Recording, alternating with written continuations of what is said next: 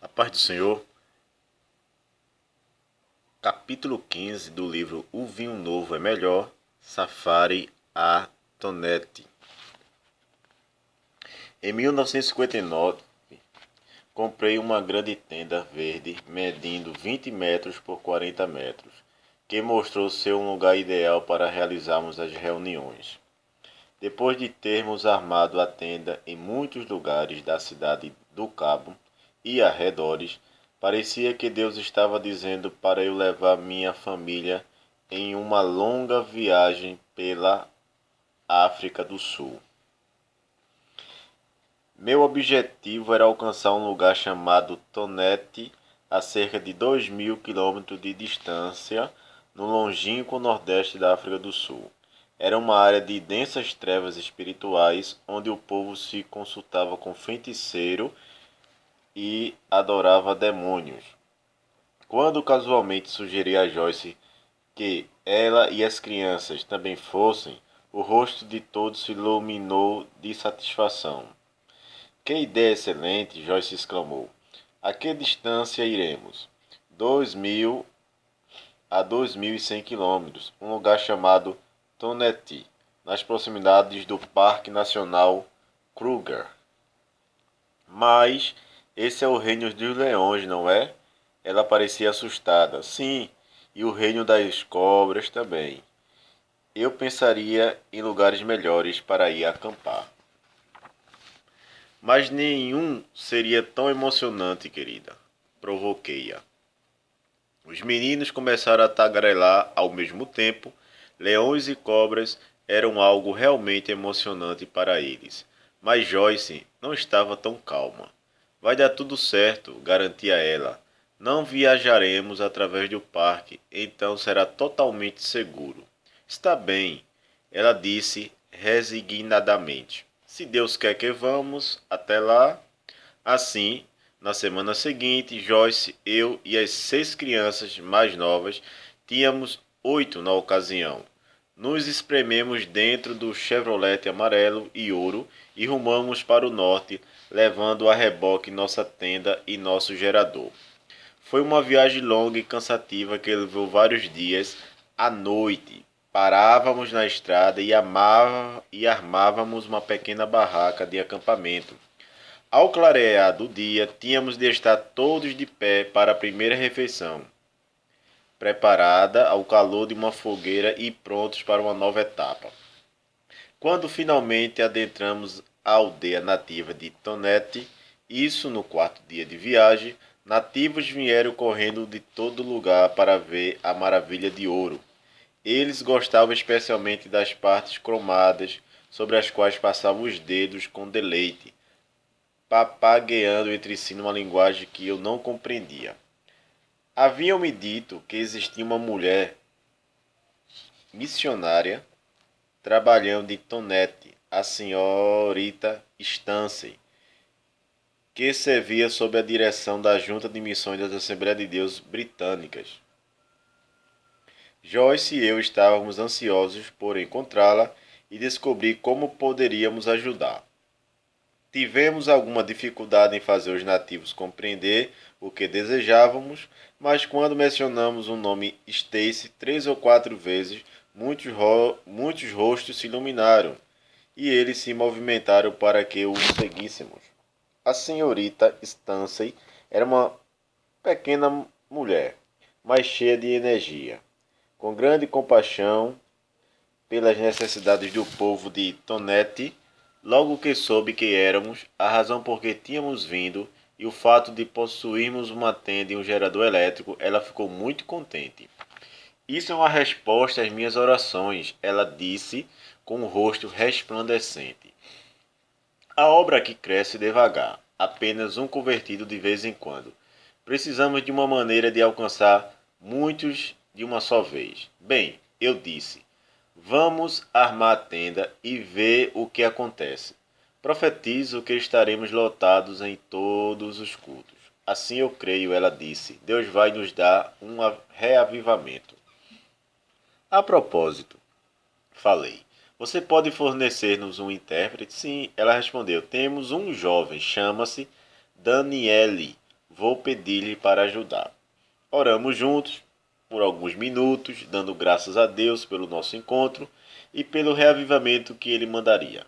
Então, saímos à procura de uma clareira grande bastante para armar a grande tenda. Não foi difícil. Até as crianças mostraram afinco em colaborar, e à tardinha já tínhamos a tenda armada e os fios elétricos estendidos. Grandes grupos de nativos, movidos pela curiosidade, rondavam as imediações, observando nosso trabalho. Pedi à senhorita Stance que lhes falasse sobre os cultos que seriam realizados.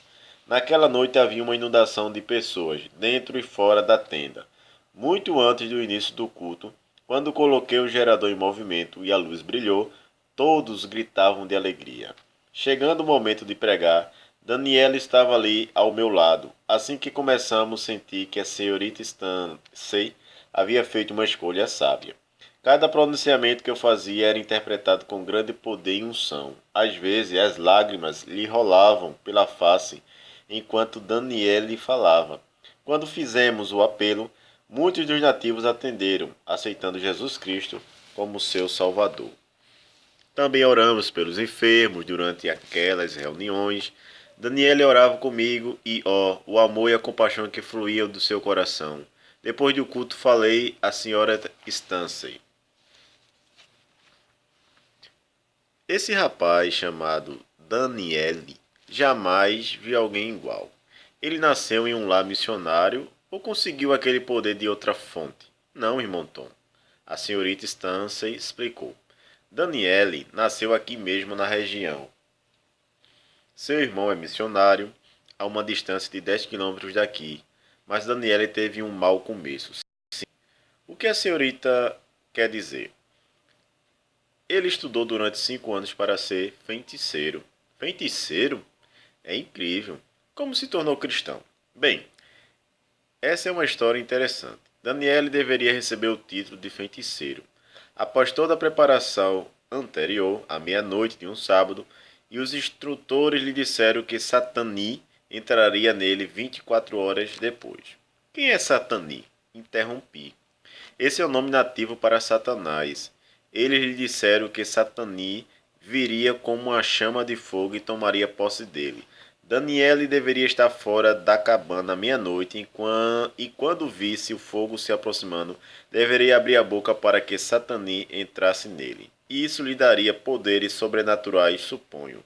Sim, eles lhe disseram que receberia o poder de vida e de morte. E o que aconteceu então? Bem, na noite seguinte, Daniele fez como lhe foi determinado.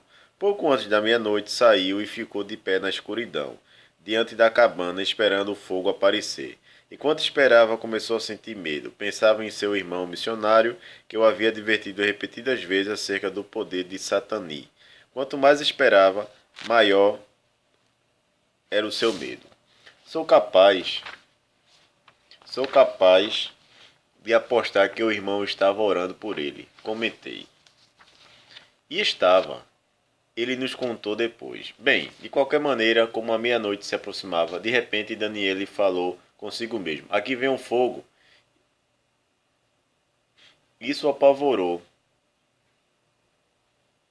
de tal maneira que seu único pensamento foi correr até o irmão tão depressa quanto suas pernas fossem capazes de fazer. Enquanto corria, ele acreditava que podia ouvir o diabo correndo atrás dele. Eu não ficaria surpreso que assim fosse, falei. O poder desses feiticeiros é mais real do que muita gente pode pensar. Eu sei, também já o testemunhei. Bem, Daniele correu 10 quilômetros por montanha e vales através de uma região infestada de leões e cobras. E quando chegou à cabana do irmão, quase desmaiou ao gritar: Ajude-me! Seu irmão saiu para socorrê-lo e depois nos disse que sentiu o poder de Satani por toda a parte. Então gritou: Satani, eu te repreendo em nome de Jesus Cristo, ordeno-te que deixe meu irmão em paz, vai e não voltes nunca mais. E o que aconteceu então? Daniele disse que no mesmo instante sentiu que o poder do mal o deixava e começou a chorar de alegria.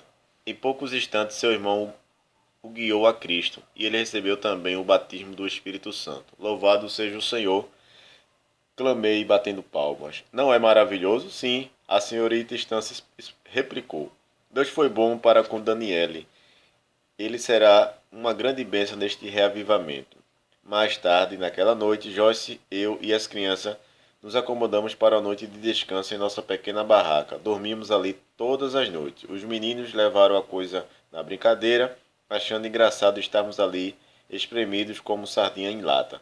Mas havia tanta movimentação e viravoltas que, de manhã, nos perguntávamos de quem era o pé que estava entrando em nossa boca. Divertimos-nos a valer. Na realidade, vivíamos como reis. Podíamos comprar um grande pedaço de carne por 15 centavos e ganhávamos verdura dos lavradores que viviam nas proximidades. Cozinhávamos numa fogueira e os nativos se mostravam muito solícitos para conosco, presenteando-nos com vários tipos de alimento. Por tudo isso, nos sentíamos muito abençoados, apesar do desconforto comum dos acampamentos.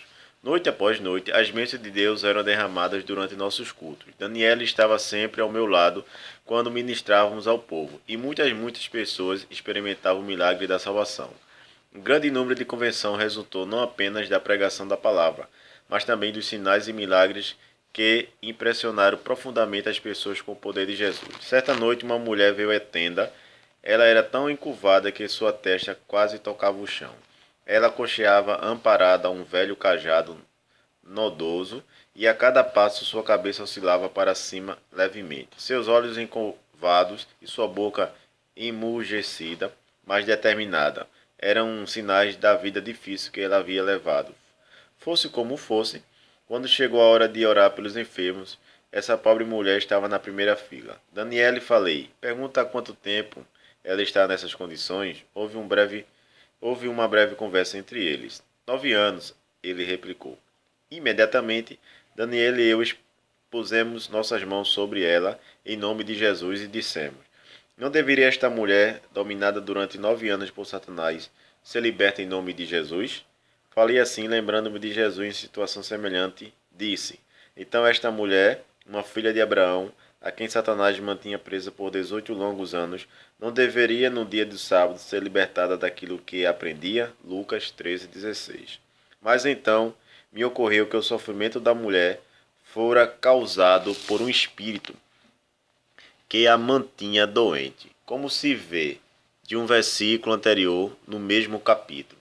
Tomando isso como indício da causa do estado daquela mulher que ali estava diante de nós, ordenei, no nome de Jesus Cristo, ordeno-te, tu perverso espírito de aflição, que saiais delas e a deixes livre imediatamente. De imediato, ela lançou seu cajado ao chão, endireitou o corpo e começou a dançar de alegria, perfeitamente curada em nome de Jesus.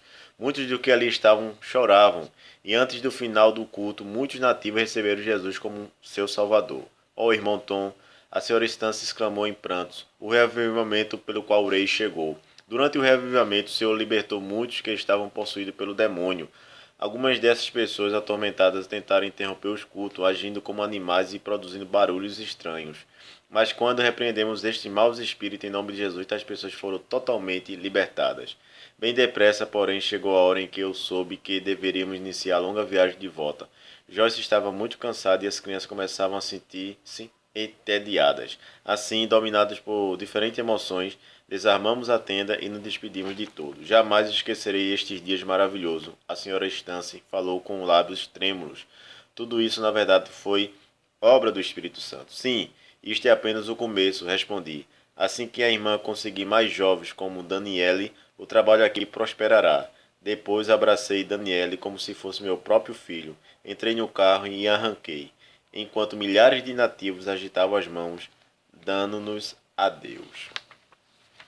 Aqui terminamos o capítulo 15. Obrigado por você estar ouvindo. Fiquem na paz do Senhor.